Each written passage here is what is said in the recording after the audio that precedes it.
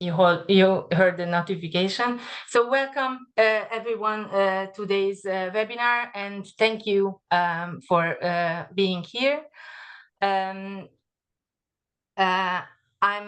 pleased to present the findings of FEANTSA's latest report, supporting those who support a trauma-informed approach to staff well-being in homelessness services. My name is Dalma Fabian, and I work for FEANTSA, which, as you probably know, is the European Federation of Homelessness Organizations. And I will be sharing with you the findings of our report in the first half of this webinar. In the second half, Gerard will respond to these findings and recommendations of the report, and will be sharing also his expertise and experience from Focus Ireland, of their organizational efforts to provide trauma-informed support. And the two presentations will be followed by a Q&A session where I would like to invite you to send your questions to the Q&A box of Zoom, and or share your reflections in the chat box. So this report is a contribution to our collective understanding of the mental health needs of frontline homelessness workers. It offers a state of play of the realities of frontline work and its impact on mental health. And it also offers a set of practical trauma-informed strategies for staff support. The report has three aims. First one is understanding the unique mental health challenges of those who work in homelessness services. The second, to explore trauma-informed and psychologically informed approaches that actively support staff well-being. And the third is to influence policy and organizational practices across Europe to better protect and empower homelessness workforce. One of the key messages of this report is that well-being is not just about individual resilience and self-care. It's about creating supportive systems and cultures across organizations and sectors. So why focusing on mental health? The World Health Organization reminds us that workplaces can act as both protective and risk factors for mental well-being. And this is especially true in homelessness work. We know that mental health is essential to staff resilience, job satisfaction, and service quality. And we also know that the homelessness sector is unique in its pressures, the high emotional label, moral injury, and the constant exposure to distressing experiences. And poor mental health leads to poor mental health, and poor mental health support leads to burnout, turnover, and can compromise effective and sustainable service delivery. What is clear is that mental health is not an individual issue and shouldn't be viewed as an individual issue. It's an organizational and systemic responsibility. Looking at the methodology, this report is based on interviews with 18 professionals from across Europe. Most of them are currently in leadership position, but all has experience working in direct frontline work. The qualitative methodology was designed to capture first-hand experiences and realities, to identify those risk and protective factors regarding mental health, and map out existing organizational strategies that support mental health. A key feature of the report is the inclusion of direct quotes from interviewees.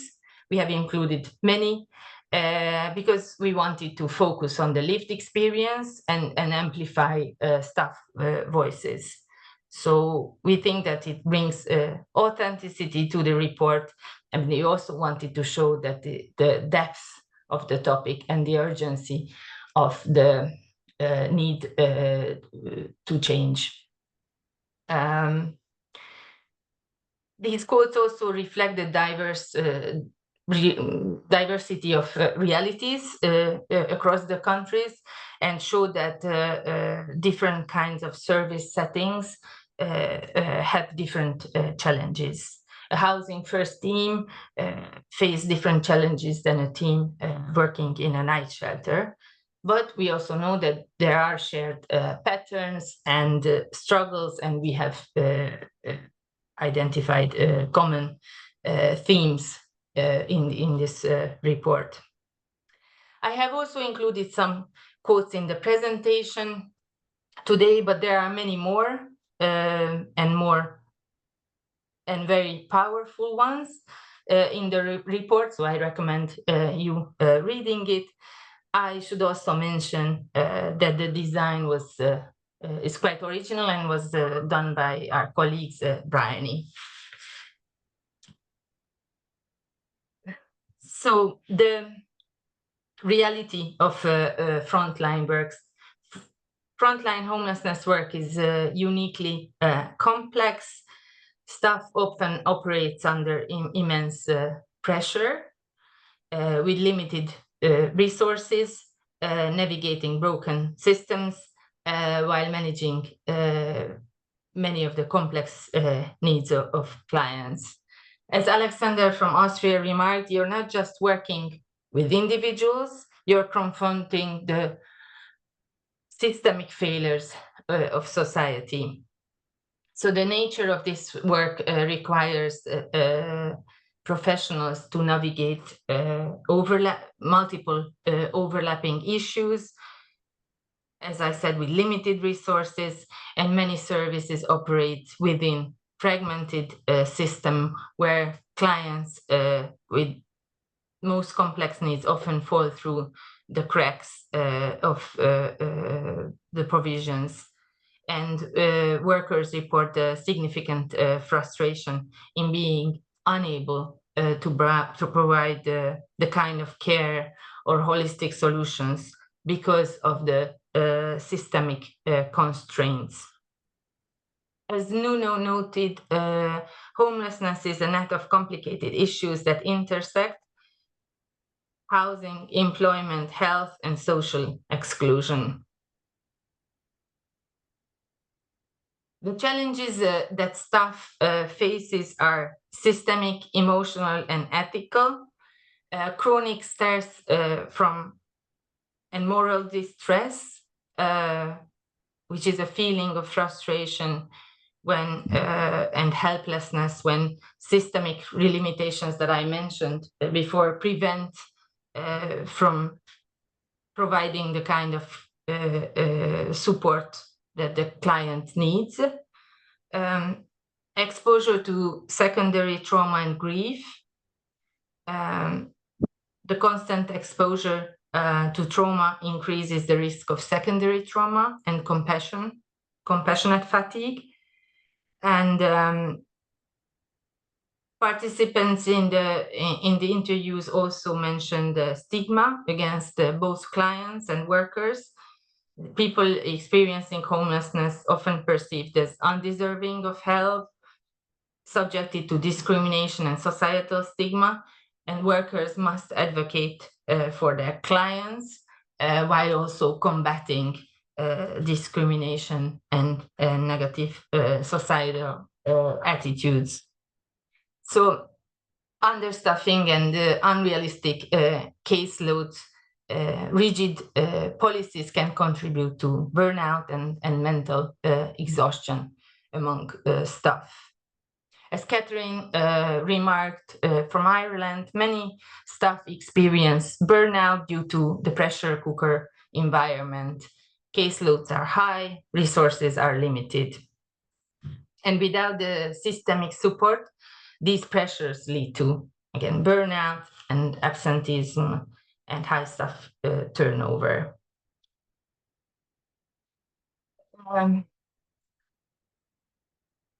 You see in the title of the report, we use the trauma-informed framework.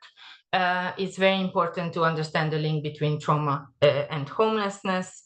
There's a profound relationship between trauma and homelessness, and trauma starting already early childhood.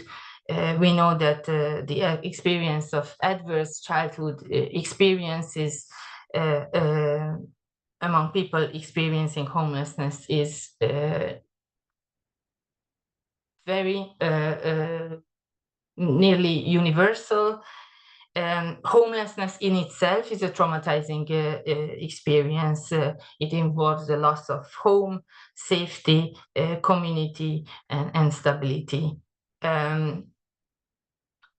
Judith Herman, who wrote an excellent book on trauma and recovery, describes the trauma as a disempowering experience, and certainly in the homelessness setting, this empowerment affects both clients and staff.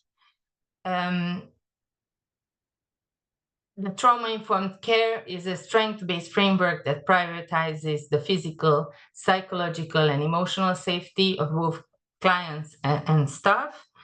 And we know that there's a growing understanding of trauma's impact, and homelessness services are more and more becoming trauma-informed. And both trauma-informed care and psychologically informed environments are approaches that emphasize safety, compassion, and empowerment as core principles. And they aim to avoid the risks of re-traumatization by the services or in the services. But these approaches are not just for clients, they are essential to protect staff as well, and for creating safer and more supportive environments that benefit both staff and clients. And these approaches, the trauma-informed care and psychologically informed environments, are very much embraced as organizational framework in many organizations in the UK, Ireland, also in Italy, and maybe in other countries as well. But certainly elements of the framework are also integrated into services in other countries as well. So what does it take to do this work well?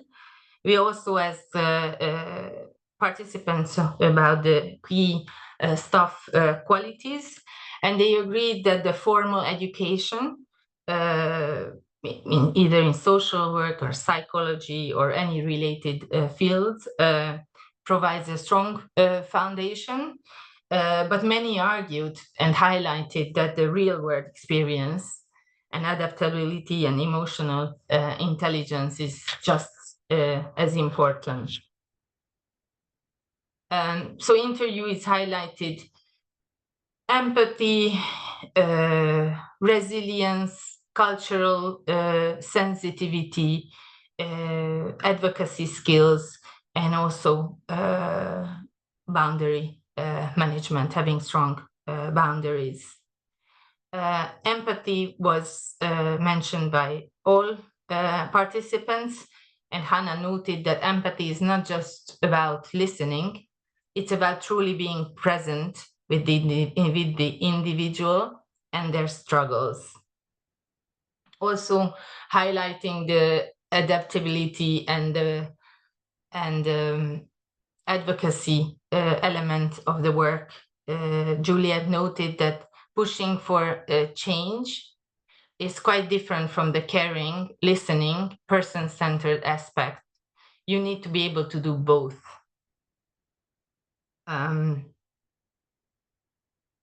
Despite the risk that I explained and the systemic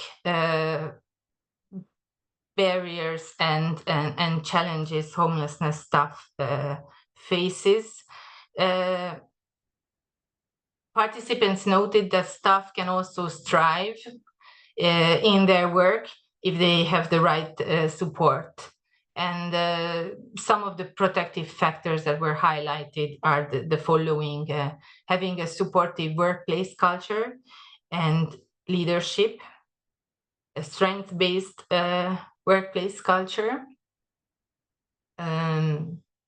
peer support networks and team cohesion, work-life balance, flexible work culture, flexible scheduling, and reasonable workload were also mentioned. The importance of aligning with the organizational values and having space for mental recovery was also mentioned. Maria from Greece noted that good leadership makes all the difference. Knowing that your manager understands the emotional toll of this work is crucial. So based on the findings of the report, FEANTSA recommends the following: ensuring adequate staffing. It was the first one mentioned by most participants, and caseload monitoring, prioritizing psychological safety and psychological and physical safety, normalizing reflecting supervision and trauma training, embed trauma-informed culture and in policy and structure and supervision, promoting training and professional development and well-being structures, and also ensuring gender-sensitive and inclusive approaches.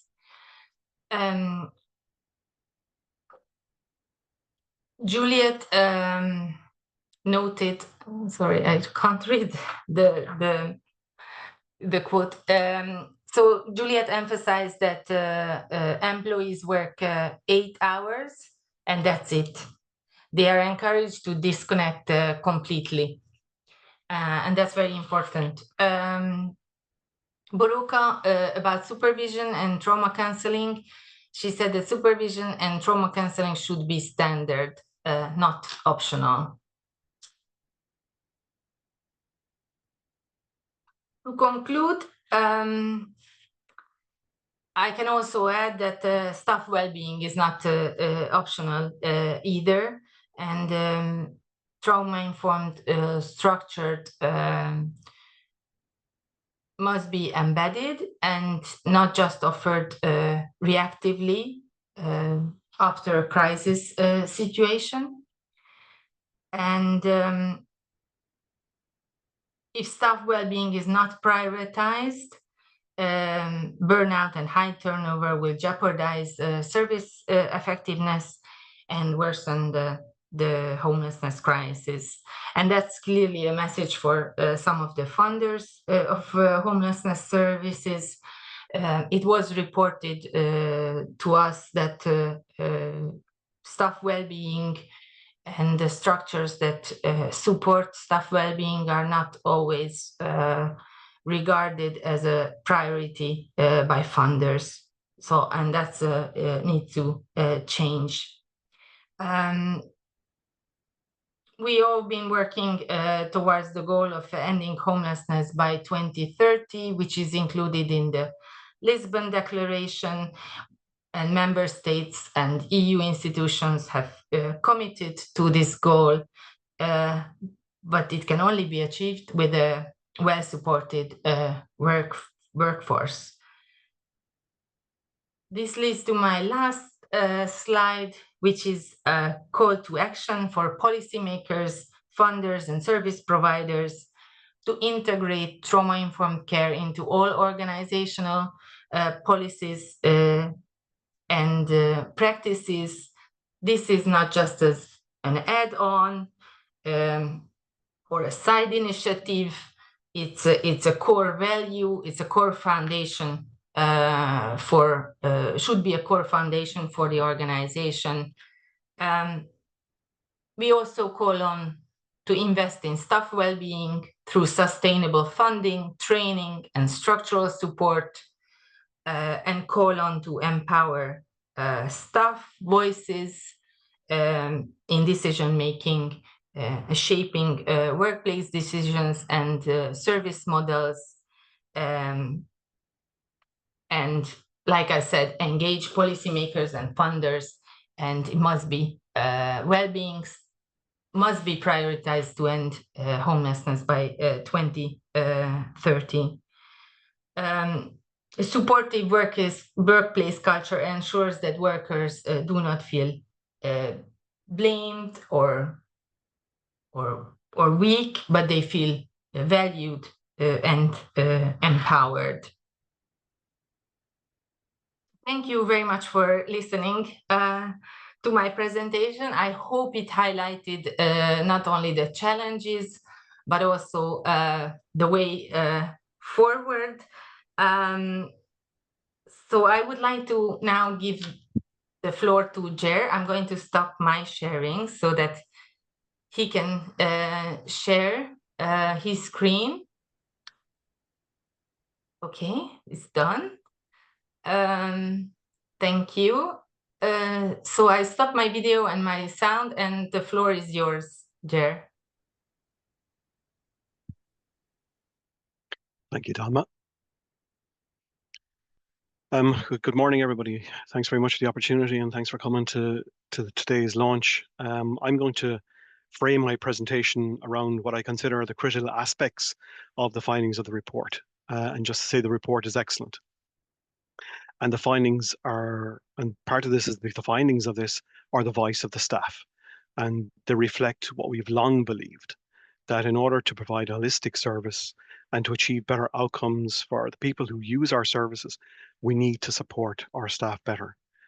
So this report is timely, and it's a much needed resource. Go a long way in supporting innovative models of practice in homeless services, but also a long way in supporting what we currently do in homeless services. Recovery from homelessness, addiction, mental health, that occurs when people feel safe. The behaviors that they exhibit in order to survive being homeless are no longer required. And fear, hopelessness, uncertainty, isolation are replaced by safety, hope, certainty, community, and belonging.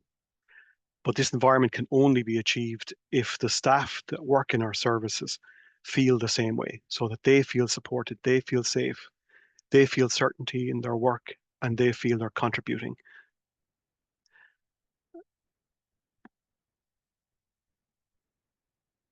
So the Lisbon's Declaration, as Dalma has already said, committed to ending homelessness in Europe by 2030.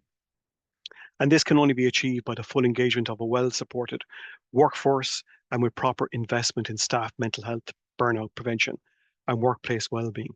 What we need to recognize is that it's a shared journey. We're on a shared journey with the people that we work with. And what Housing First and what other innovative models and our way of practice has changed over the years, certainly since I started working in homeless services.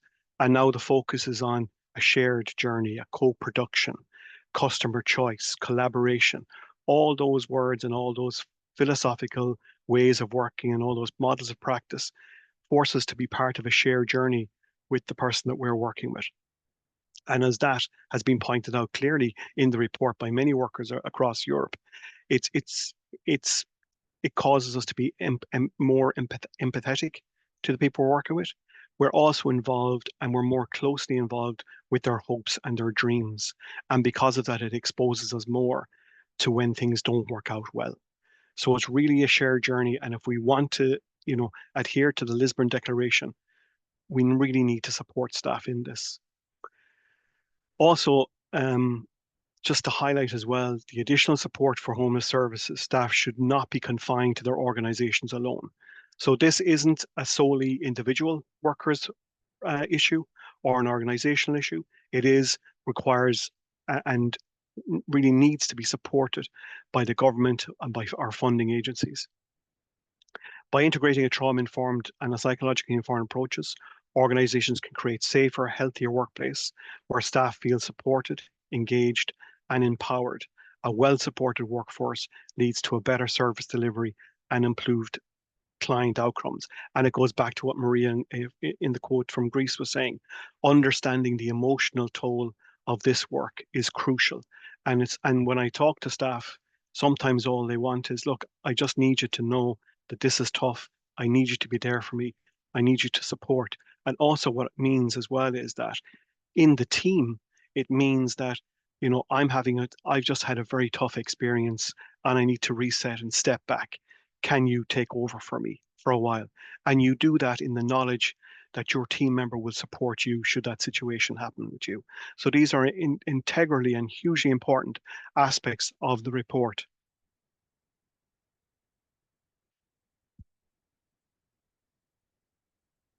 So when we're talking about, culture of care, so both trauma-informed care and psychologically informed environments commit to ongoing staff training.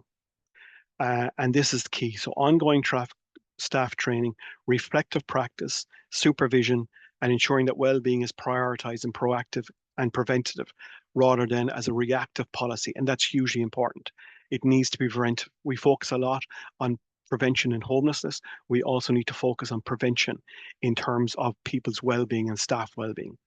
Trauma-informed well-being is not a single intervention, but an ongoing process. So it's constantly happening. And you'll see sometimes an organization or organizations will adopt trauma-informed and it'll be at a kind of veneer level, but it won't seep down into the culture of the organization. And that's really crucial that it does that. And as Dalma's already said, that's true, policies and procedures in the organization, that it's that every part of the organization is trauma informed, is well-being informed, and is supportive of one another. So it must be deeply ingrained. And we'll talk maybe a bit about how we try to deeply ingrain trauma and well-being practice in an organization. And it must be funded as well, and it must be funded by the organization, but also by our statutory partners. So what Focus Ireland has adopted is we have adopted psychologically informed environment as the overarching principle in the way we work. And there's two reasons why we did that. One is because it was specifically designed for homeless services and from the experiences of social workers working in the UK in homeless services. It takes into the account the psychological makeup and thinking, emotions, personalities, and past experiences of the participants. But what is also crucial about that is it also considers the psychological needs of staff. And that's that's from everything from the work environment. So you give your service users good quality accommodation. You give your staff good quality work environments. If you treat your customers and staff equally in terms of their needs and the supports that they want. We develop skills, knowledge, increase motivation, and from that, then you get job satisfaction and you increase a person's resilience. So there are two that we would consider, I would consider certainly a key principle of psychologically informed environment. It considers both groups. It's part of that shared journey where both staff and service users are affected and need that support. These are the principles of PI. I won't go into them in any great detail, but I'm happy to share or talk afterwards. The rules, roles, and responses. So you're building a strong, supportive relationship between staff and between service users, and you're trying to foster trust and engagement. And what you're trying to do there is create that safe environment where recovery can happen. Staff support and training. So this is ongoing training, listening to staff voices, listening to what staff are saying in terms of the support that they need, enhance their understanding and their ability to work in complex needs. Because I can see from my own experience that the needs of the people who are presenting to our services are becoming more and more complex and more difficult when you're in the middle of a housing crisis like as we are in Ireland. Spaces of opportunity. This is a key part of the principles of PI. And space of opportunity refers to the environment in which people work and in which people live in. But it also we have expanded it out to include the interpersonal relationships. So in order to embed the culture of well-being and psychological support in an organization, it's done through supervision, it's done through reflective practice, it's done through team meetings, it's on the agenda of team meetings, it's part of our lexicon, it's part of our working, our language, our everyday language in work. And every time we can have a positive interaction with somebody else is a space of opportunity. So it's how we treat ourselves, our colleagues, and the people who use our services. Every opportunity or every space must be seen as an opportunity, be that the interpersonal or the physical space. The psychological framework that we have adopted is trauma-informed practice. So we're a psychologically informed organization that uses trauma-informed practices to work with our teams and to work with our service users. And then learning and inquiry. And that's another significant or important part. This is not something that just happens.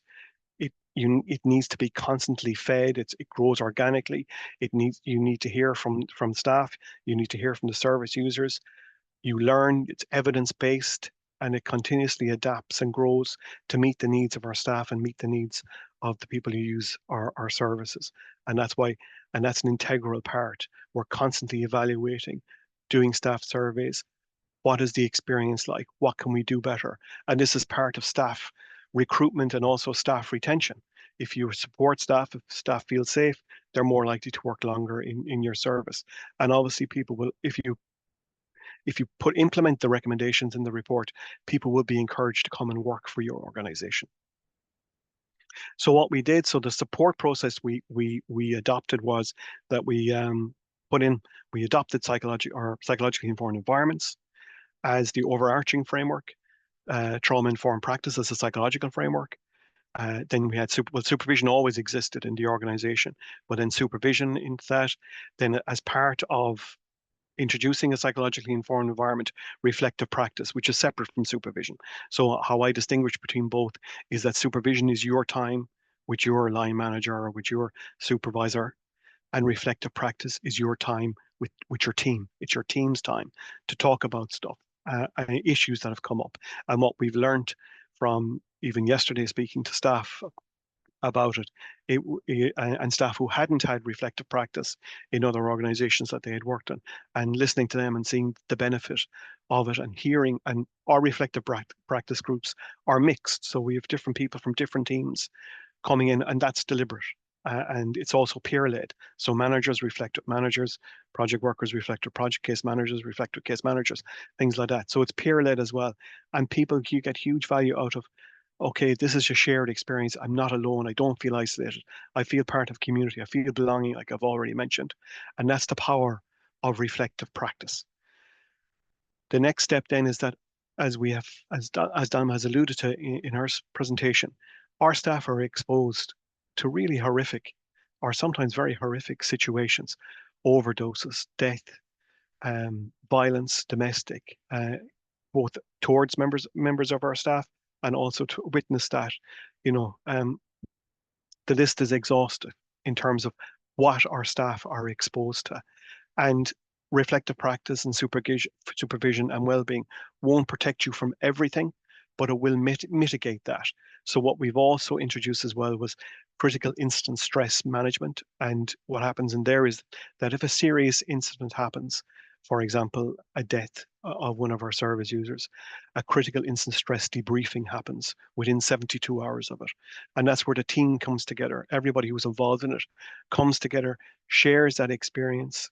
They're allowed to grieve for the person the person who has just passed away, because as I've mentioned before, housing first, the philosophy around housing first, the philosophy about how we're now working with that customer choice, collaboration, co-production, we become more personally involved in that.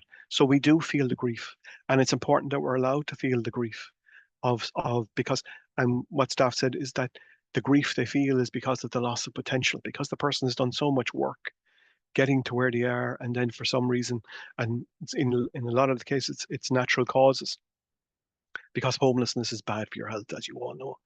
and sometimes the life experiences just catch up with you. So that's an important aspect of that. And then employee assistance program, which is run by an organization outside of Focus Ireland, and it's counselling for staff and it's coaching for staff, and there's lots of various different supports that EAP give. And then we have an online portal, a wellbeing portal that staff can access as well. And that brings you into kind of breathing exercises, meditations.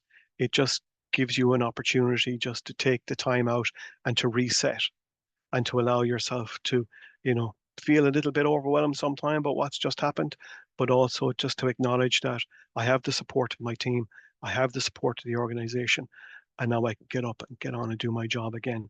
Because, as difficult and all as our job is, there are lots of people relying on us.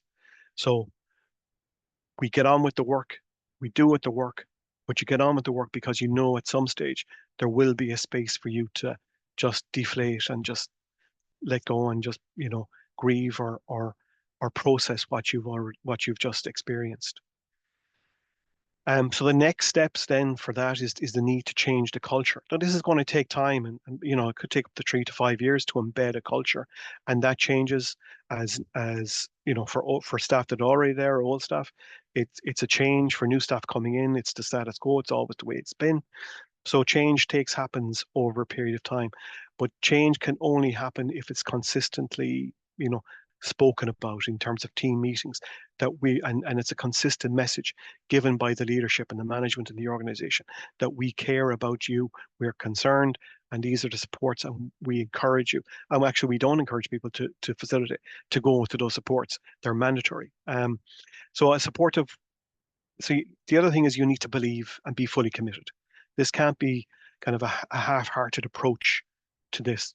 This needs to be all in, because this is where the authenticity comes from. So you need to believe in that, and staff need to believe that you believe in it. And a supportive workplace ensures that workers do not feel blamed or labeled, and that is a huge problem.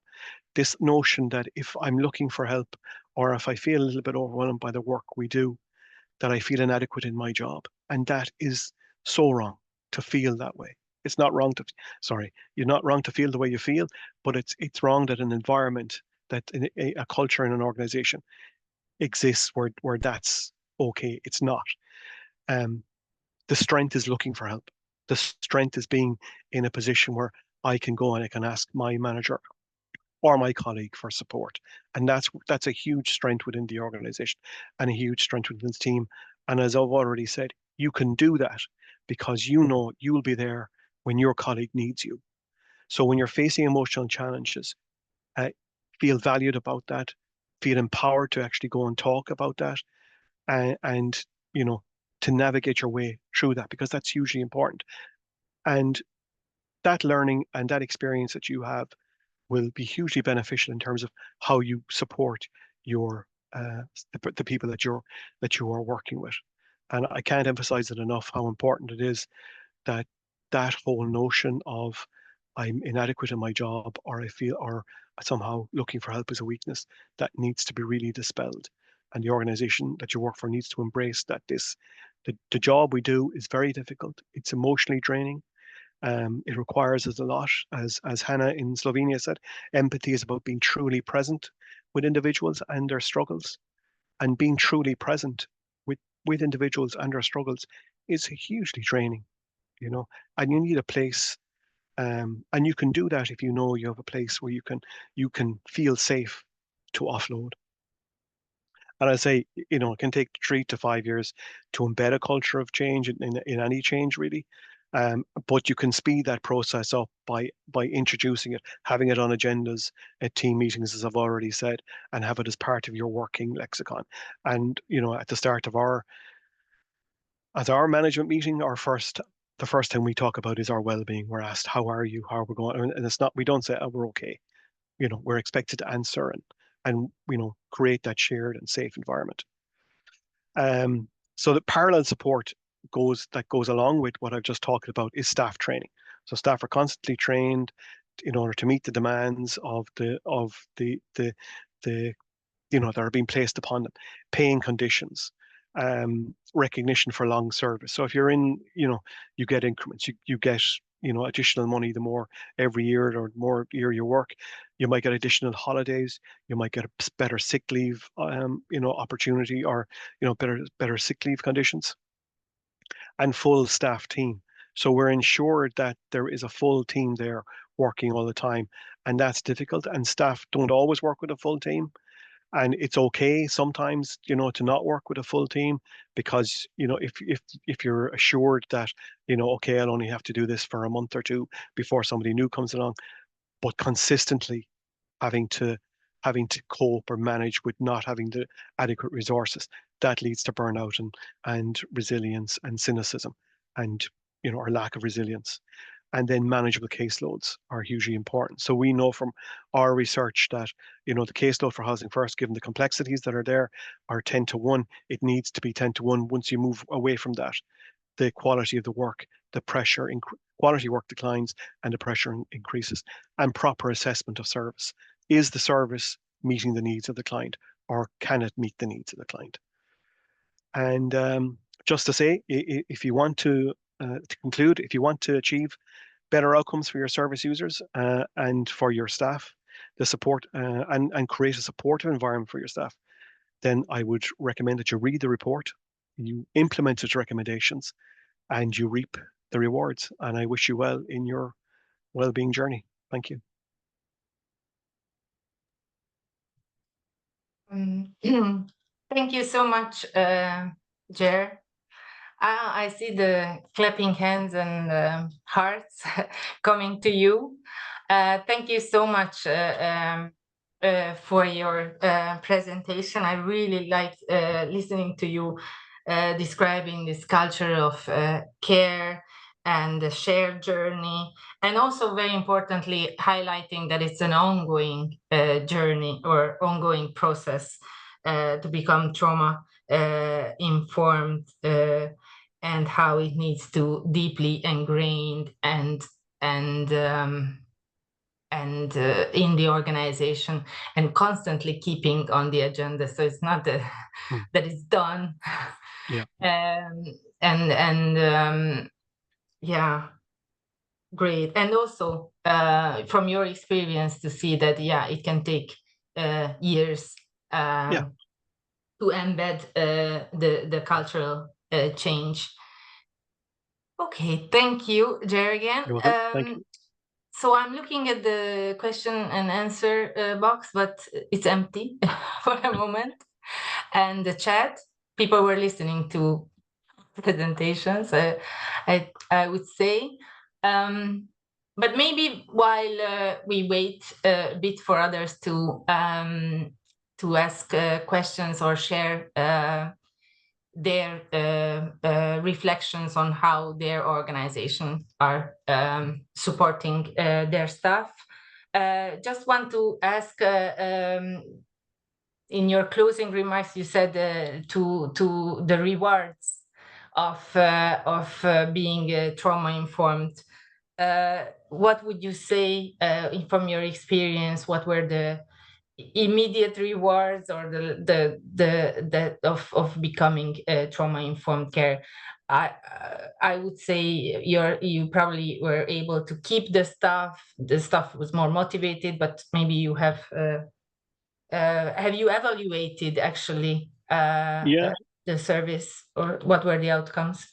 Well, we've evaluated our supervision process, and we've evaluated our reflective practice, and and right across the board, the feedback from staff is that it's a hugely positive experience.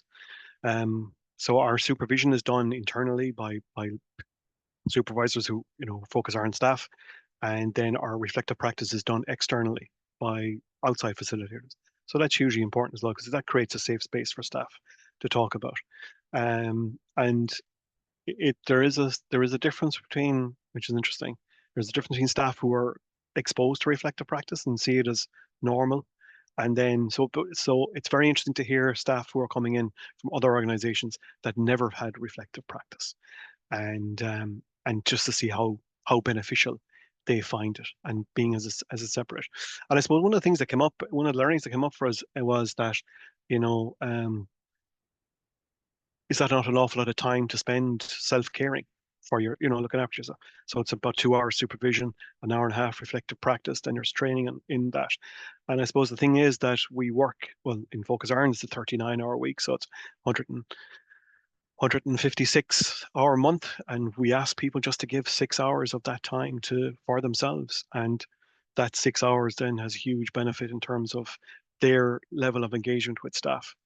So yeah, it's I don't know if I quite answered your question, but we have the rewards. I think the biggest reward we've seen is the level of understanding that's been created between staff and people who use our service. Excellent. Thank you, Ger. We have a question now. Two questions actually. The first one is where to go or who to ask if we like to begin with such a process in our association. So what's the first step in this journey? I just can say from our side in FEANTSA, we have a few resources that have been developed in projects that focus on PI that are available on our website, but I can also share. But Ger, what's your experience? How did you start the process? Yeah, it's so ongoing. It was a natural kind of evolution within the service, seeing what was going on and that it needed to change, and why psychologically informed environments appealed to me so much was that its experience was working. So you had social workers working with people who were experiencing homelessness, both in emergency shelters, but also seeing these people in community settings and the difference in behaviors. And they couldn't, well, what's the significant difference here? Why did they behave this way here, and why did they behave this way over here? And it was really down to the environment. So the community setting was bright, was open, it was safe. They didn't feel different or anything in there, and that's what the difference. So it was that it was curiosity, imagination. That's where we started. We were curious about it, and then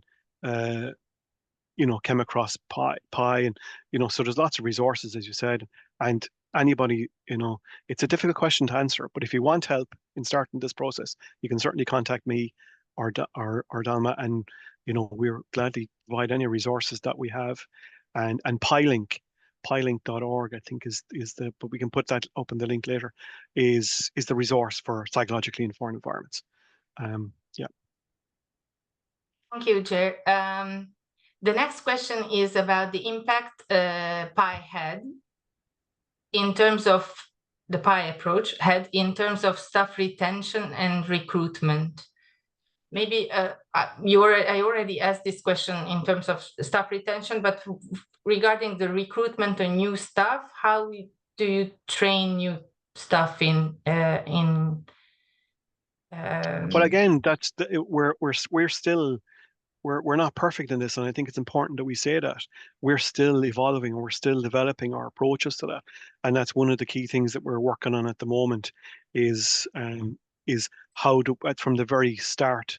So so inductions, staff inductions are hugely important, and starting that process and having an organization that has trained staff. So so your manager is familiar with the processes and what psychologically informed environments are, and it's discussed at team meetings. So it's a mixture of on-the-job training and doing actual training around PI and self-care and well-being.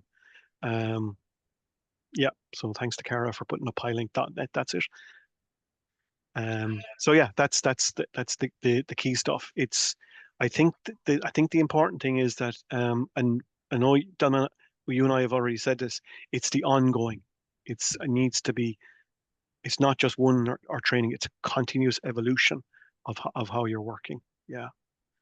I don't think I've answered that question very well, but no, I think you did.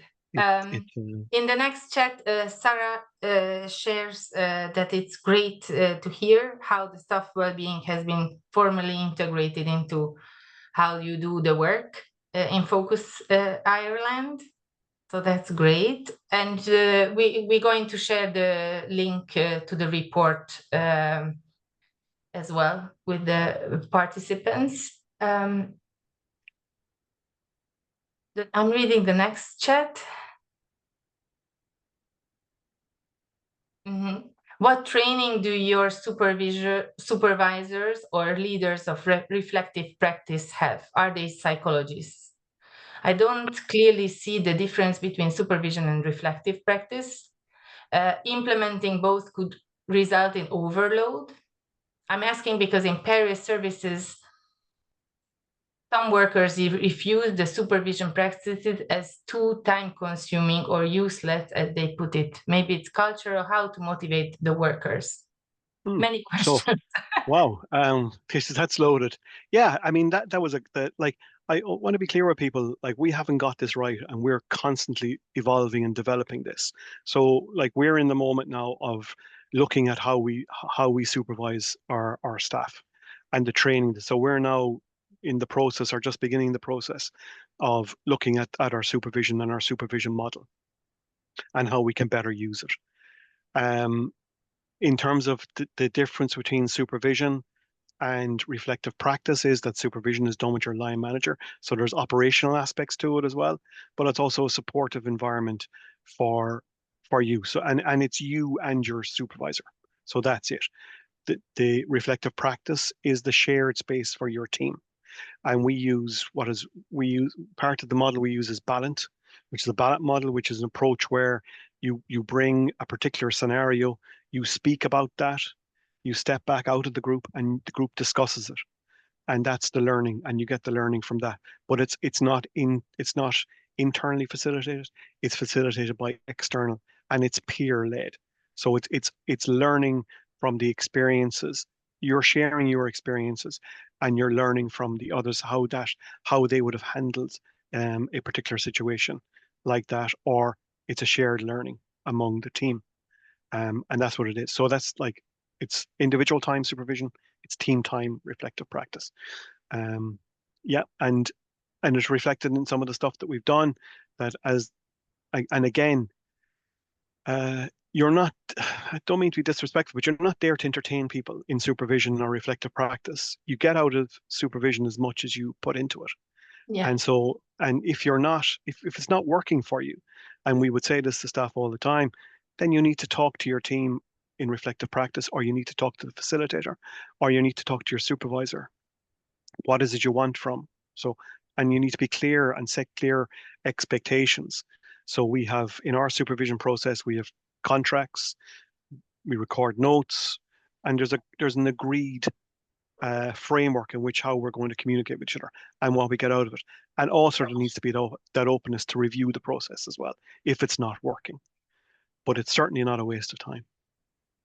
Yeah, absolutely. I think just would like to say before we conclude is that in the annex to the report, we included a collection of best practices that Gerard already mentioned in this webinar.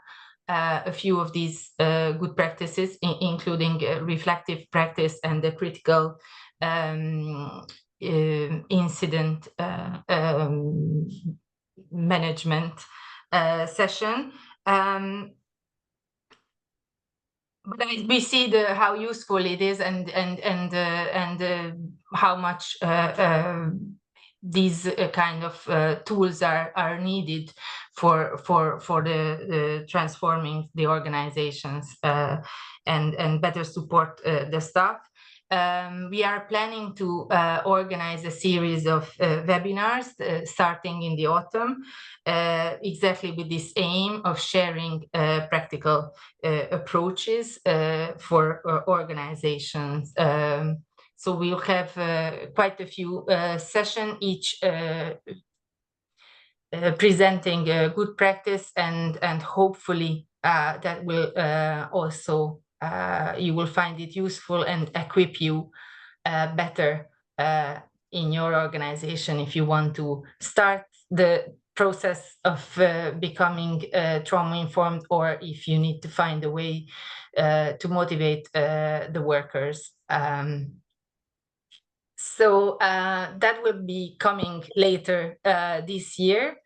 We will share with all participants the link to the webinar, because we have recorded it, so you can share it with your colleagues, your organization. You can watch it together to get inspired, and also the link to the report.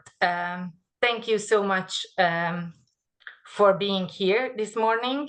Thank you, Ger, for your presentation.